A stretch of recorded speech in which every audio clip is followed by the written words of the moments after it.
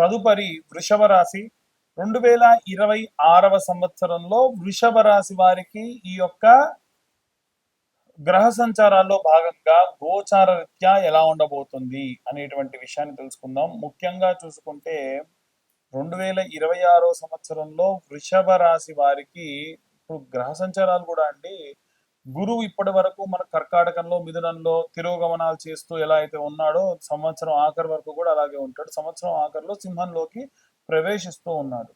అంతేకాకుండా రాహు అలాగే ఉంటున్నాడు, శని అలాగే ఉంటున్నాడు, శుక్రుడు మాత్రం క్లాక్ ఎలా అయితే తిరుగుతుందో అలా తిరుగుతూ ఉన్నాడు. ఇక కుజ బుధ గ్రహాల గురించి చెప్పక్కర్లేదు, వారు ఫాస్టెస్ట్ మూవింగ్ ప్లానెట్స్ అన్నమాట. వారు కొద్ది రోజుల పాటు మకర కుంభాలలో, కొన్ని రోజుల పాటు ఈ యొక్క మీన మేషాలలో, కొన్ని రోజుల పాటు అంటే కొన్ని నెలల పాటు ఈ యొక్క వృషభ కర్కాటక మిథున రాశులలో సంచారం చేస్తూ ఉన్నారు. ఇన్ని రకాలైనటువంటి గ్రహ సంచారాలు మనకు నిజం చెప్పాలనంటే ప్రథమార్థం ద్వితీయార్థం ఉగాది సమయంలో మనం చెప్పుకుంటాం కదా, ప్రథమార్థం ఇలా ఉంటుంది, ద్వితీయార్థం ఇలా ఉంటుంది. 2026 జనవరి నుంచి మనం చూసుకుంటే ప్రథమార్థం అంటే మొదటి 6 నెలలు జూన్ వరకు చూసుకుంటే మార్చి వరకు ఒకలా ఉంది, మార్చి నుండి ఒకలా ఉంది ఈ వృషభ రాశి వారికి కూడా. ఎందుకు అనంటే పంచగ్రహ కూటమిలు లాంటివి జరగడము, దాని వలన మళ్ళీ గతంలో ఏవైతే ప్రమాదాలు జరిగాయో అంటే ఈ యొక్క వాహన ప్రమాదాలు కానివ్వండి, బస్ యాక్సిడెంట్లు కానివ్వండి, ఏదైనా ఫ్లైట్ యాక్సిడెంట్లు కానివ్వండి, విషపూరితమైనటువంటి నీటి వల్ల ఇబ్బంది పడడం కానివ్వండి, ఏవైనా సరే ఫార్మసిటికల్ సంబంధించినటువంటి ఫ్లాస్ జరగడం వల్ల జరిగే ఇబ్బందులు కానివ్వండి, ఇవన్నీ కూడా వృషభ రాశిలో ఉన్నటువంటి వారు వీటిలో ఏదో ఒక దానికి ఇబ్బంది పడవచ్చు, గురి కావచ్చు. జాగ్రత్తగా ఉండండి. అంటే జాగ్రత్త అంటే మేమేం జాగ్రత్త తీసుకుంటాం అంటే, చాలా మంది తక్కువ కాస్ట్ లో వస్తుందని ప్రైవేట్ బస్సులు బుక్ చేసుకోవడం కానీ, లేకుంటే ట్రైన్ జర్నీ చేస్తూ చేస్తూ ఫుడ్ బోర్డింగ్ లాంటివి చేయడం కానీ, ఏవైనా సరే కాస్త పిల్ల చేష్టలు చేస్తూ ఏదైనా మ్యాచెస్ తోని ఆడడం కానీ లాంటివి చేస్తే వారి వలన వారు కూడా ఆ యొక్క ప్రమాదంలో ఇబ్బంది పడేటువంటి అవకాశం ఉంది. ఆరోగ్యపరమైనటువంటి విషయాల్లో కూడా చూసుకుంటే భుజాలు కండరాలకు సంబంధించినటువంటి నొప్పుల వల్ల కూడా విపరీతంగా బాధపడేటువంటి అవకాశం ఉంది. అవే కాదండి, ఈ వృషభ రాశికి శుక్రుడు రాశ్యాధిపతి కాబట్టి ప్రథమార్థం తర్వాతి ఆఖరి సమయం నుండి చూసుకుంటే ద్వితీయార్థం ఆఖరి వరకు డిసెంబర్ నెల వరకు కూడా శుక్రగ్రహ సంచారంలో భాగంగా లాభం అధికంగా కనిపిస్తూ ఉంది. పంచమహాపురుష యోగాలు లాంటి యోగాలు కూడా వీరికి లాభిస్తూ ఉన్నాయి. ఇవన్నీ కూడా మనం గోచార రీత్యా చెబుతున్నామండి. ఈ గోచారంలో భాగంగా ఏంటంటే దశాంతర్దశ విదశల వారీగా మీ యొక్క పర్సనల్ జాతకంలో చెప్తాం, గోచారంలో అలా చెప్పడం కుదరదు. కాబట్టి ఎవరైనా సరే డీటెయిల్డ్ గా జాతకం తెలుసుకోవాలి అనుకుంటే మీ పేరు, మీ date of birth, time, place కింద ఉన్న నెంబర్కి వాట్సాప్ చేయండి. 2025 రూపాయలు ఖచ్చితంగా ఛార్జ్ చేస్తాను. 2025 రూపాయలు నేను ఎందుకు ఛార్జ్ చేస్తున్నానంటే నాకు 3 గంటల సమయం పడుతుంది.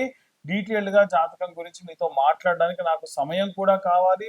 ఒక రోజు సమయం తీసుకునే సరే మీతో డీటెయిల్ గా మాట్లాడడం కూడా జరుగుతుంది. ఇంతే కాకుండా ఎవరైనా ఈ యొక్క జాతకాలకు సంబంధించిందే కాకుండా ఇంకే రకమైనటువంటి ఇబ్బందులు ఉన్నా వాటికి సంబంధించి రెమెడీస్ కూడా, హోమాలు యాగాలు లాంటివి కాకుండా మీరే చేసుకునేటువంటి రెమెడీస్ కూడా చెప్పడం జరుగుతుంది. ఆసక్తి కలవారు కింద ఉన్న నెంబర్కు కాంటాక్ట్ చేయండి. అందరూ కూడా ఏ రెమెడీస్ తీసుకోవాలి, ఏ మంత్రం చదవాలనేటువంటి విషయాన్ని ఇప్పుడు మనం తెలుసుకుందాం. ఇప్పటి వరకు మనము ఈ రాశి వారికి సంబంధించి గోచార రీత్యా 2026 సంవత్సరం ఎలా ఉంటుంది అనేటువంటి విషయాన్ని చెప్పుకున్నాం. ఇప్పుడు ఇంకా విశేషంగా ఈ సంవత్సరం జరిగేటువంటి కొన్ని సంఘటనల గురించి తెలుసుకుందాం. ఏమిటంటే పంచభూతాలను మనం ఎంత కాపాడితే అవి మనల్ని అంత కాపాడతాయి. మనం ఇవాళ రేపు ఏం చేస్తున్నాం అంటే భూమిని కలుషితం చేస్తున్నాం. రివర్స్ బోరింగ్ సిస్టమ్ తోని కలుషితమైనటువంటి కెమికల్ వాటర్ అంతా కూడా ఎక్కడో దూరంగా ఊరికి అవతల పడేసేది, ఊరంతా పెరిగిపోతుందని భూమిలో మళ్ళీ వేస్తున్నాం. దానివల్ల కింద అండర్ గ్రౌండ్ లో ఉన్నటువంటి నీరంతా కలుషితం అయిపోతుంది. ఇలాంటి వాటిని ఎట్టి పరిస్థితుల్లో అరికట్టాలి. రెండవది, వచ్చేటువంటి నీటిని మనం ఇంకుడు గుంతలతోని సేవ్ చేసుకోవాలి. మనం చేసుకోవట్లా. ఇవాళ రేపు ఏమైపోయిందనంటే మనం హోటల్స్కి వెళ్ళిపోయినాము, ఏదన్నా ఒకటి తింటున్నారు, బాగా అబ్జర్వ్ చేస్తూ ఉంటా.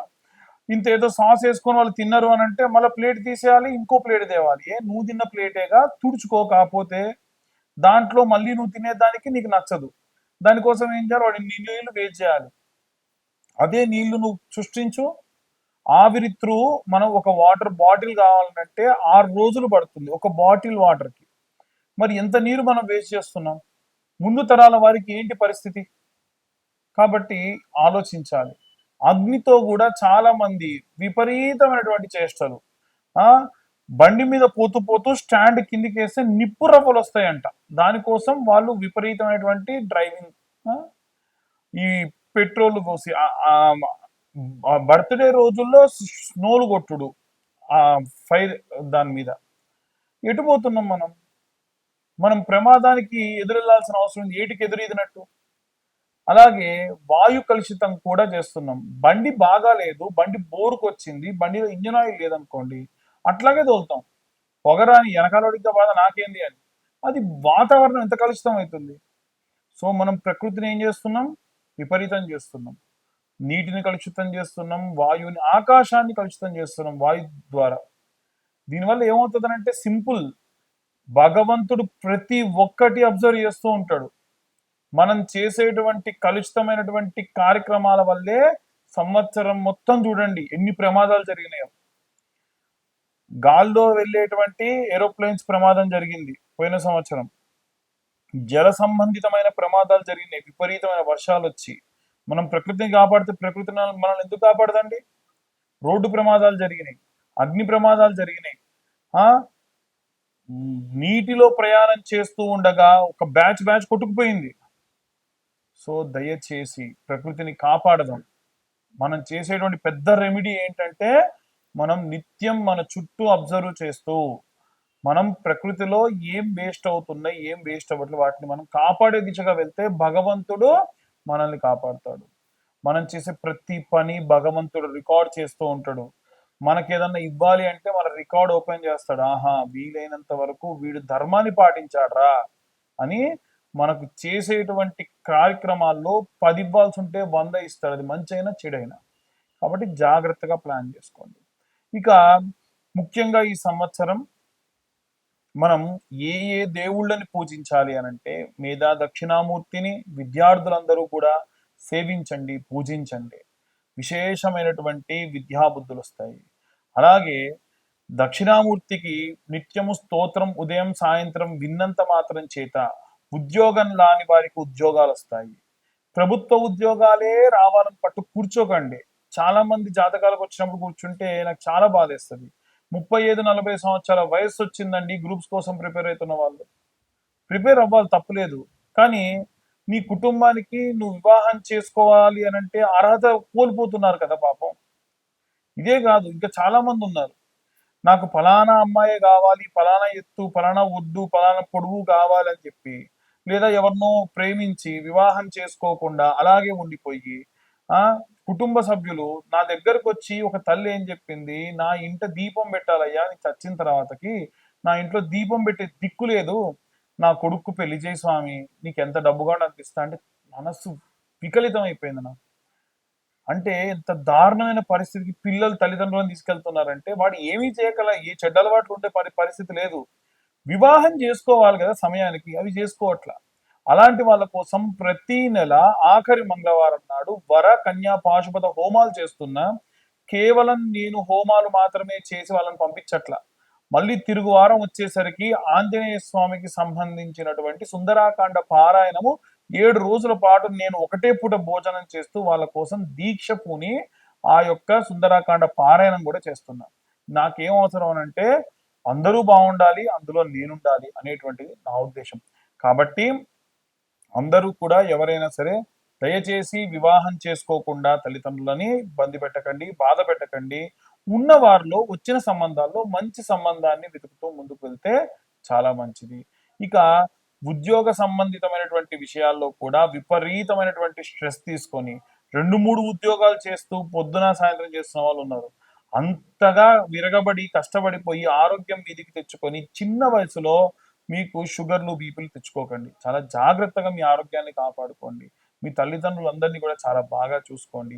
ఎట్టి పరిస్థితుల్లో ఎంత పెద్ద గొడవలు వచ్చినా తల్లిదండ్రులను తీసుకెళ్లిపోయి ఓల్డేజ్ హోముల్లో పెట్టకండి. మీకు అంత సమస్య అయితే మీ ఇంటి పైనో మీ ఇంటి పక్కనో ఇంకొక పోర్షన్ తీసుకొని నిత్యం వాళ్ళని అబ్జర్వ్ చేస్తూ ఉండండి. ఎంతో కొంత వారికి కాస్త మనసుకు ప్రశాంతతనివ్వండి. ఇక విశేషంగా జాతక సంబంధిత విషయాల్లో చాలా మంది కేవలం మా యొక్క పేరు చెబుతామండి, పేరు ద్వారా చెప్పండి అంటారు. పేరు ద్వారా చెప్పలేను కానీ మీకు సంబంధించిన ఏదైనా ఒక విషయం ఉంటే, ఆ విషయం గురించి ఇబ్బంది ఉంటే గనక చెప్తాను. దానికి కేవలం రూ. 504 ఛార్జ్ చేస్తాను. అది కూడా వీలైనంత వరకు కూడా నేను ఒక డేట్ అనౌన్స్మెంట్ ఇస్తా. ఈ సంవత్సరంలో ఈ తర్వాత నుంచి వచ్చేటువంటి ప్రతి నెల, ఈ నెల నేను ఫలానా తారీఖు నాడు ఫ్రీగా ఉంటా. ఆ సమయంలో కాల్ చేయండి. వీలైతే నేను ఏం చేస్తానంటే ఒక లైవ్ కండక్ట్ చేస్తా. ఆ లైవ్ లో మాట్లాడితే మీకు రెమెడీస్ కూడా ఎలా తీసుకోవాలనేటువంటి చెప్తా. ముందుగా ఏమవుతుందనంటే మాకు సంబంధించిన వ్యక్తి మీతో మాట్లాడి నాతో మాట్లాడడానికి గాను టైం స్లాట్ అంటే మీరు లైన్ లోనే ఉంటే నాకు కాల్ కనెక్ట్ చేస్తారు. ఈ విధంగా చేసుకోండి. ఎట్టి పరిస్థితుల్లో ఎవరు కూడా తొందరపడి గుడ్డిగా ఎవరిని పడితే వారిని నమ్మి డబ్బుని అలాగే ఎంతో ఐశ్వర్యాన్ని కోల్పోకుండా ఉండండి. చండీ పరాదేవతకు సంబంధించిన హోమములు కానీ, ఇష్టకామ్య సిద్ధ్యర్థం మహాగణపతికి సంబంధించిన సంకటహార చవితి నాడు జరిగేటువంటి హోమములు కానీ, ఏవైనా సరే వర కన్యా పాశుపత హోమములలో పాల్గొని విశేషంగా మీరు ఆ యొక్క స్వామివారి యొక్క అమ్మవారి యొక్క సంపూర్ణ కృపకు పాత్రలు కానీ. సర్వే జనా సుఖినో భవంతు. స్వస్తి.